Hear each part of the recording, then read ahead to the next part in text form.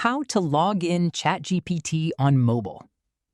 First, open the Google Play Store on Android or the App Store on iPhone. Search for ChatGPT and make sure the app is published by OpenAI. Install the app, then open it and tap Login. Enter the email address or phone number connected to your ChatGPT account and tap Continue. Next, enter your password.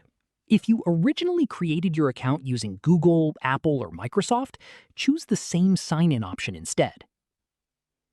If you're asked to complete a security verification, follow the instructions on the screen. If you can't remember your password, tap Forgot Password and follow the instructions to reset it. Then tap Continue. Once you're signed in, you'll have access to your ChatGPT conversations and account features available on your plan.